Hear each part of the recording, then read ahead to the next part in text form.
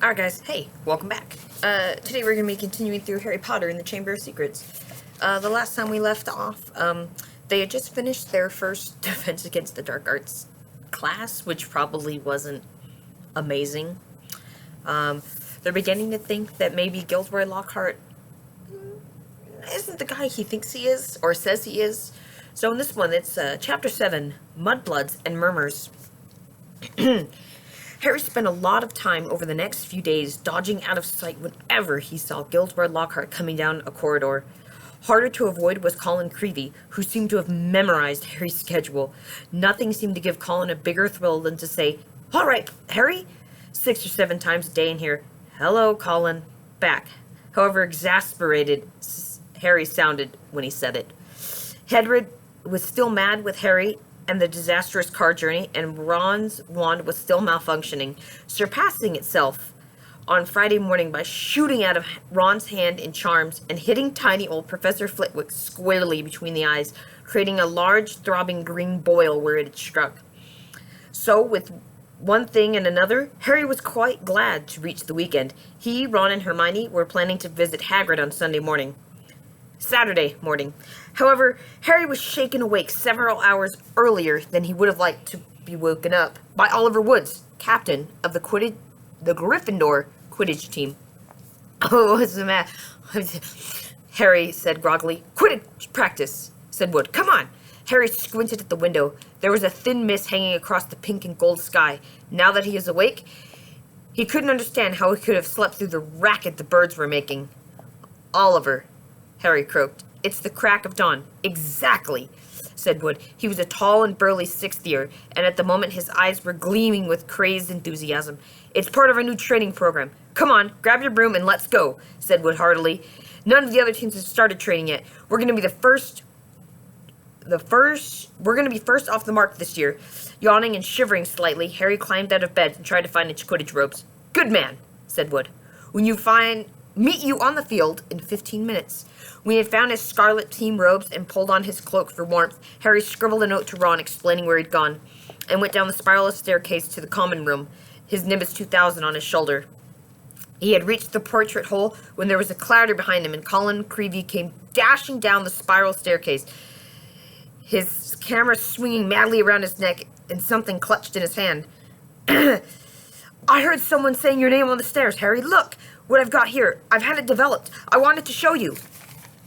Harry looked bemusedly at the photograph Colin was brandishing under his nose. A moving black and white Lockhart was tugging hard on an arm Harry recognized as his own. He was pleased to see that his photograph was putting up a good fight and refusing to be dragged into view. As Harry watched, Lockhart gave up and slumped, panting against the white edge of the picture.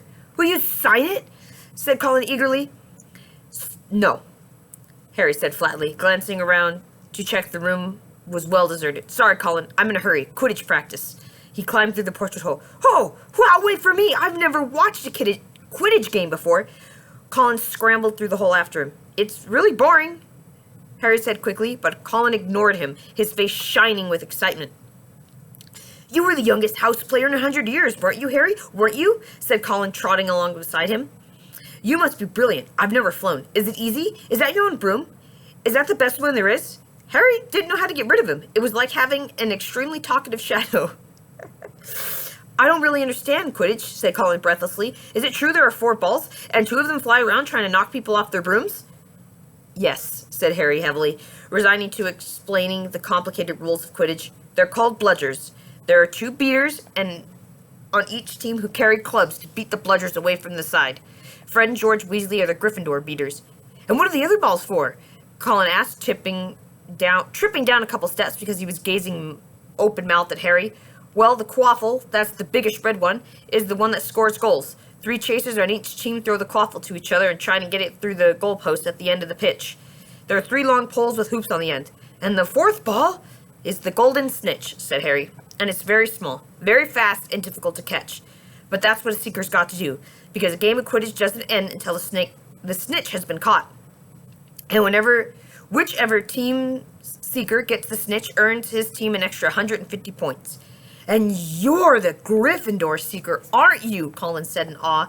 "Yes," said Harry, as they left the castle and started across the dew-drenched grass. "And there's the keeper, too. He guards the goalposts. That's it, really." But Colin didn't stop questioning Harry all the way down to the sloping launch of the Quidditch field, and Harry only shook him off when they reached the changing rooms. Colin called after him in a piping voice, "I'll go and get a good seat, Harry," and hurried off to the stands. The rest of the Gryffindor team were already in the changing room. Wood was the only person who looked truly awake. Fred and George were sitting puffy-eyed and tousle-haired next to a fourth-year Alicia Spinnet, who seemed to be nodding off against the wall behind her. Her fellow chasers, Katie Bell and Angelina Johnson, were yawning side by side opposite them. "There you are, Harry.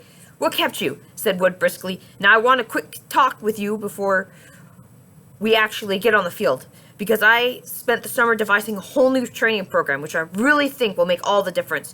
Wood was holding up a large diagram of the Quidditch field.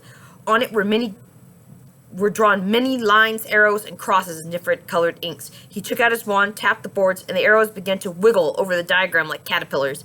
As Wood launched into a speech about his new tactics, Fred Weasley's head dropped right onto Alicia Spinnet's shoulder, and he began to snore. The first board took nearly 20 minutes to explain, but there was another board under that, and a third one under that. Harry sank into a stupor as Wood droned on and on. "So," said Wood at long last, jerking Harry from a wistful fantasy about what he could be eating for breakfast at this very moment at the castle. "Is it clear? Any questions?" "I've got a question, Oliver," said George, who had woken with a start. "Why couldn't you told us all this yesterday when we were awake?" Wood wasn't pleased. "Now listen here, you lot," glowering at them all. "We should have won the Quidditch Cup last year. We're easily the best team, but unfortunately, owing to circumstances beyond our control." And we're going to stop right there. And I'll see you guys for the next part. See ya.